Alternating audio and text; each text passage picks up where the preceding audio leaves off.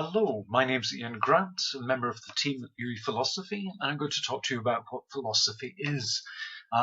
Philosophy means the love of wisdom. The philein, the first part of the word in Greek means love. Sophos means wisdom. The love of wisdom is what's already in the term. And it's a peculiar way of thinking about what an academic discipline might be. That's something that we love.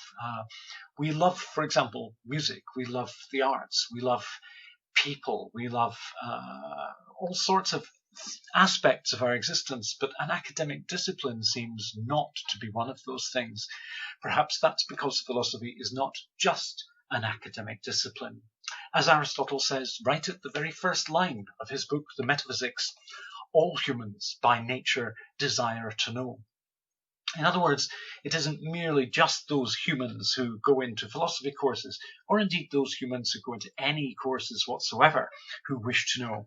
It's not merely educated humans who wish to know, it's all humans, infants, all of us who desire to know. And they do so not by culture, not by exposure to, let's say, people who already know things, not by teachers, not for any other reason than by nature, that there is a desire to know in our species. And that's the starting point for Aristotle of philosophy, a natural desire to know. And again, a desire to know. We're asked to imagine that knowing is something we might desire, just as wisdom is something we might love, or an academic discipline is something we might love.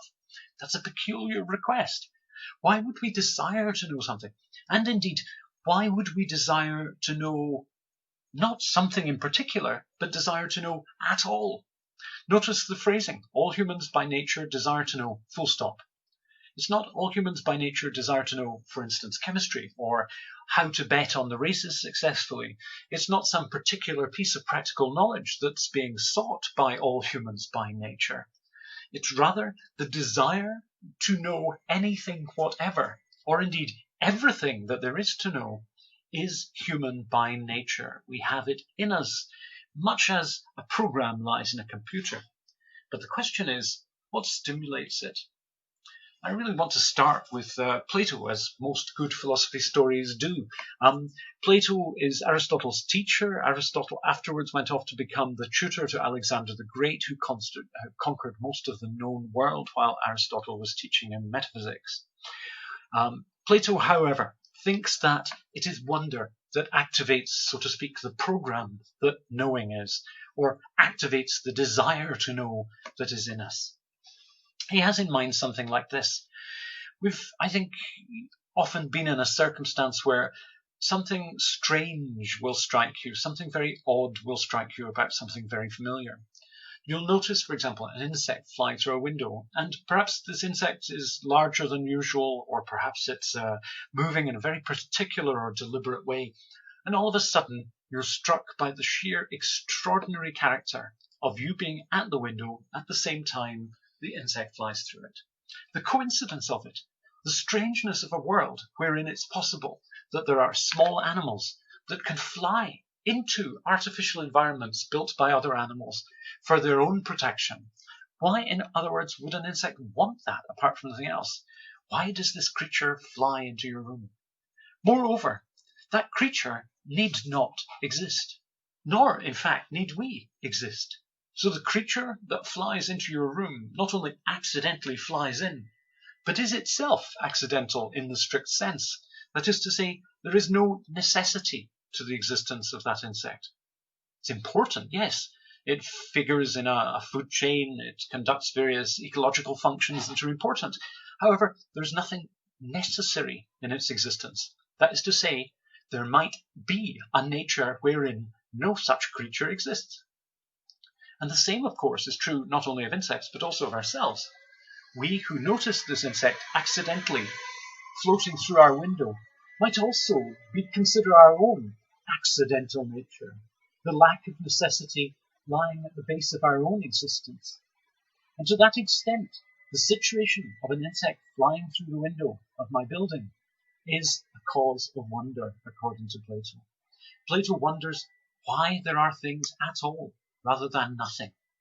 And philosophy, perhaps, is the attempt to articulate that, despite the fact that when Leibniz asked that question in the 17th century, in the 18th century, I beg your pardon, when Leibniz asked that question, he said, surely it would be simpler that nothing exists. Wouldn't it be easier? How did everything get so complicated that there can exist windows, buildings, insects, and me to notice it all? What is it about nature that conspired to produce this strange circumstance? The wonder at the existence of everything is, in other words, a sufficient condition for the activation of the desire to know, the activation of the knowledge acquisition program lying in our nature by nature. Notice also, however, that it is by nature that it is there. That means that we as a species are its medium, the medium for this desire, but that nature is its author.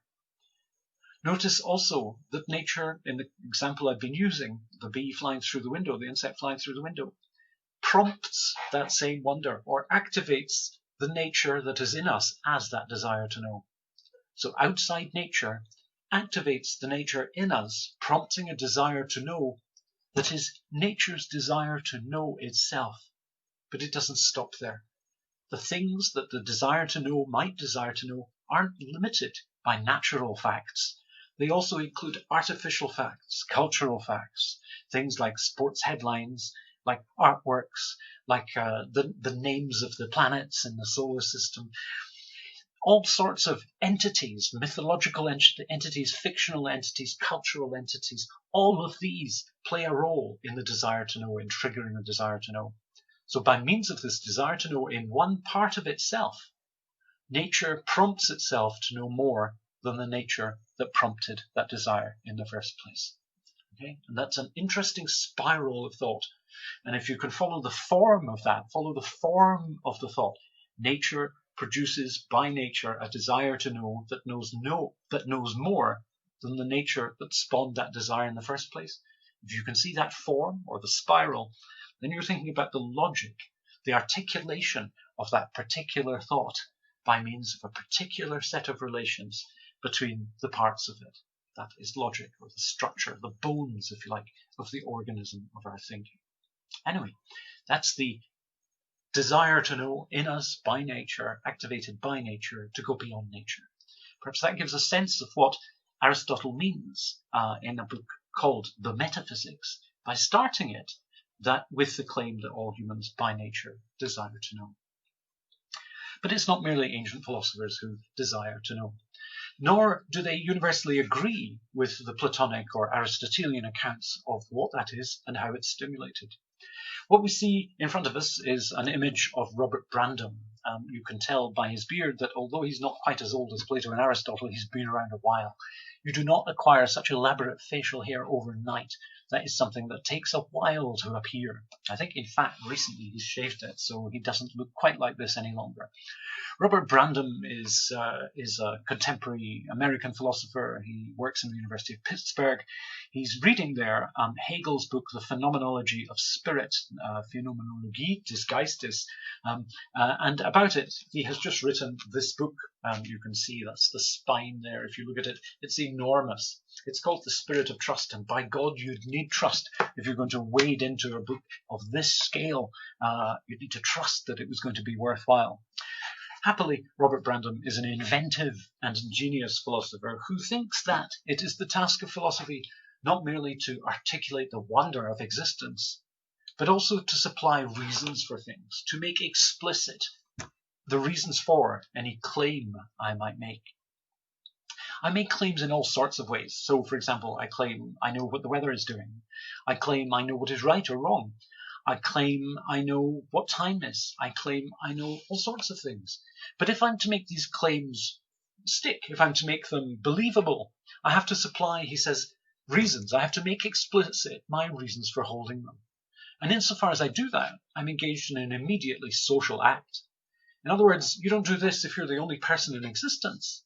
You make explicit your reasons if and only if you assume that there are other rational creatures around who might not only accept, but also perhaps challenge or propose alternatives to those reasons. So the nature that we have is not merely a desire to know, but also a desire to make explicit our reasoning. And it's not only Brandom who thinks this. It's a common view amongst contemporary philosophers, or near contemporary ones. Paul Ricoeur was a 20th century French hermeneut. Hermeneutics is that branch of philosophy which is concerned with the procedures of interpretation. That is to say, it's the philosophy of interpretation. Now, interpretation might seem like a terribly loose or subjective, merely personal thing to talk about. That's just my interpretation, we happen to say, when discounting, as it were, what we've just claimed from any, let's say, objective relevance. We might say that it's just my interpretation is a way of excusing what I've just said from being considered very seriously, i.e., this is just what I think. That's not what Ricoeur means by interpretation. He means something like the following. He thinks that we are creatures that interpret. We are fascinated by the meanings of things. By nature, again, we might say, although it's not a claim that Ricoeur himself makes. We are fascinated, as a matter of fact, in any case, whether by nature or no, by meanings. And therefore we spend an inordinate amount of time working out what things mean. That process of working out what things mean is interpretation. And according to Ricoeur, it has methods and presuppositions. And it's the study of those methods and presuppositions that give rise to a philosophy of interpretation, or hermeneutics. Anyway, this is what he claims about what hermeneutics does, or what interpretation does. Let's drop that term and just use interpretation. Perception, he says, is articulated. Let's just take those three words to begin with. Perception is articulated. A perception is, generally speaking, something registered by means of the senses. We might distinguish perception from conception in order to distinguish sense experience from cognitive experience, i.e. the acts of sense from the acts of intellect, or the acts of experience from the acts of mind. However, by putting perception and articulation together, notice Ricoeur is combining them. He's suggesting that perception is not, just because it's perception, not also cognition. And the reason for that is it's interpreted. This is a widespread view and is often articulated in the following terms. So there is no such thing as all-seeing. There is no such thing as just seeing. All-seeing, instead, is seeing as. When I see a shape in a distance, it's very rare when I can't make some guess as to what it's a shape of. So a stag beetle flying at a 45-degree angle to the horizontal of the Earth, for example, is a strange shape when initially encountered, but nevertheless it is a shape. It's a determinate shape. So the perception, the seeing, is already a seeing as. I see it as a stag beetle, or I see it as a strange form that I subsequently come to recognize as a stag beetle. Nevertheless, even when it's in a strange form, I'm articulating it. The form is definite, but also a question mark. And you cannot separate a form that you can't identify from the question mark. You don't notice the form and then say, oh, I wonder what that form is. It's strange to you that you don't know what that form is. What is that, you ask? In other words, even a form that you don't quite recognize as being a particular one, as belonging to a thing that you're familiar with, is still articulated, even if it's just by a question. So perception is articulated. The sensible is also the intellectual. You cannot separate acts of mind or interpretation from acts of seeing, acts of sense. Desire is articulated, nor therefore can you separate it from acts of desire. And this is the big claim that he makes. There is no experience so deeply buried, so concealed, or so distorted that it cannot be brought up to the clarity of language. No experience that can't be made explicit, to use Brandom's terms. No experience that can't, by way of interpretation, come to clarity. And that's terribly important. He's suggesting that our experiences on their own, although already articulated, aren't as rich as they are once they're articulated. It doesn't spoil my enjoyment of music to learn more about it. I enjoy it in more levels the more things I know about how it is that music works. It doesn't spoil my enjoyment of film to know how a film is put together. It rather enhances it because I can more easily discuss the accomplishments of a particular film with reference to how it is that film is made. Knowledge, articulation increase the desire and increase the perceptive richness of our experience of the world. However, it is tied, according to Ricoeur, to experience. Experience is set up here as a condition of what can be brought to language, and it's that I want next to interrogate. How far, therefore, can this process of interpretation, this process of making things explicit, go? How far can philosophy reach? How far can we think insofar as we are trying to bring things to clarity of language? How far back can we go?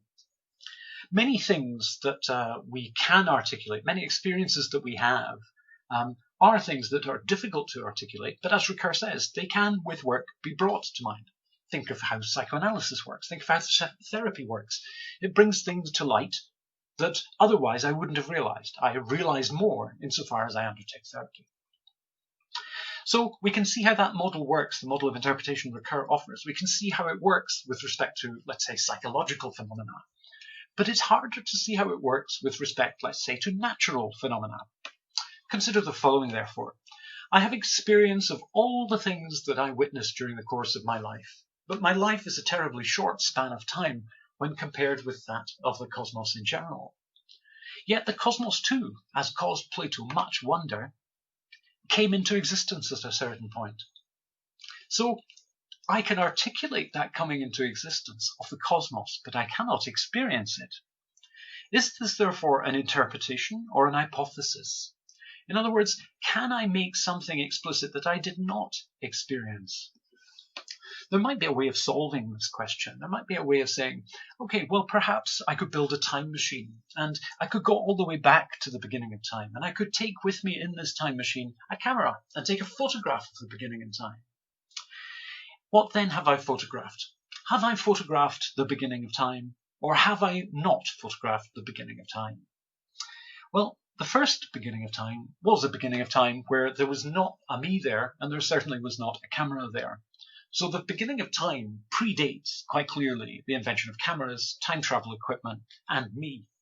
However, therefore, insofar as the beginning of time is what I photograph, the photography of the beginning of time alters the beginning of time such that the second version of the beginning of time, so to speak, has me photographing it as part of it. So it isn't just the beginning of the time. It's in fact a conclusion of a period of time wherein it becomes possible for our species to manufacture cameras, but also perhaps more fantastically time travel devices, and for me to come into existence. All of these things are now included in the beginning of time. So this isn't just falsifying the beginning of time or failing to photograph the beginning of time. It's altering the beginning of time and turning it not into the beginning of time, but rather into a time contemporaneous with my photographing of it. That is to say, a time that takes place exactly at the same time as I photograph it. The beginning of time turns out, in that second case, to be an element of my history, an experience I can bring to light, an experience I can bring to the clarity of language, as I hope I've just done. Now this applies insofar as we consider finite intellect. Just put it in those spaced out terms so that you can appreciate the strangeness of the claim, finite intellect. What on earth am I talking about? We have, as I say, consciousness that lasts a lifetime, or at least some proportion of it. I am not terribly conscious as an infant. I'm not conscious until I acquire language, most philosophers argue. And there are certain periods during the conclusion of life where I might not be conscious any longer. However, consciousness lasts, let's say, 80 years or more.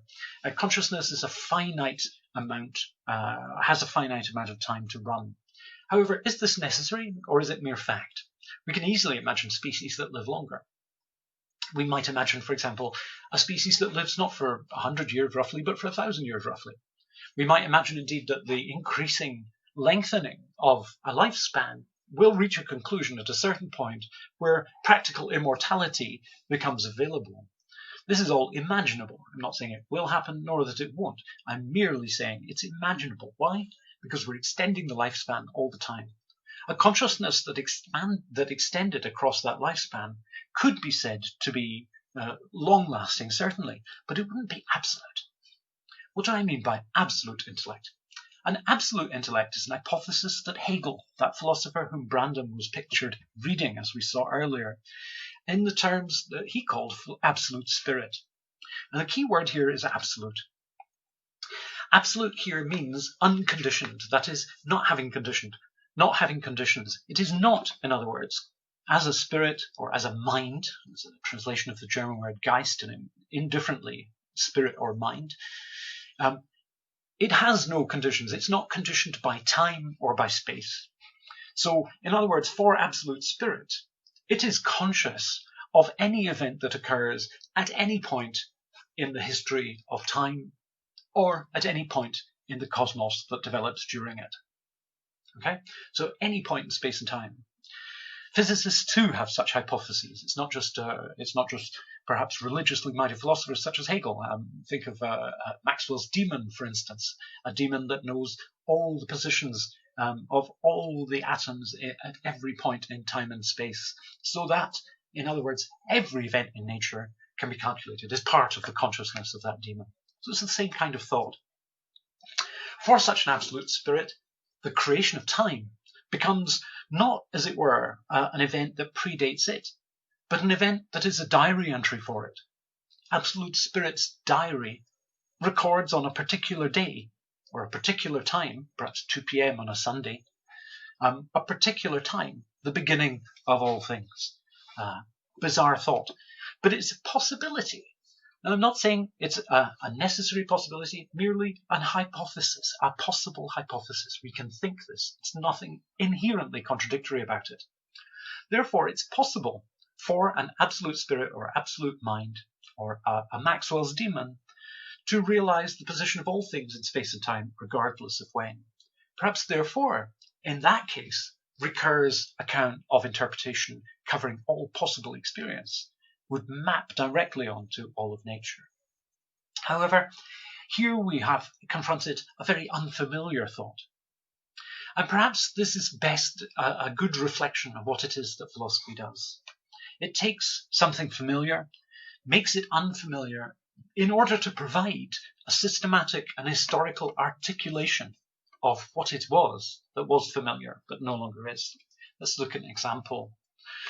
Here's St. Augustine, a philosopher by training. He actually wanted to go and train with the Platonist philosopher Plotinus, but then didn't. Instead, he decided to found a church.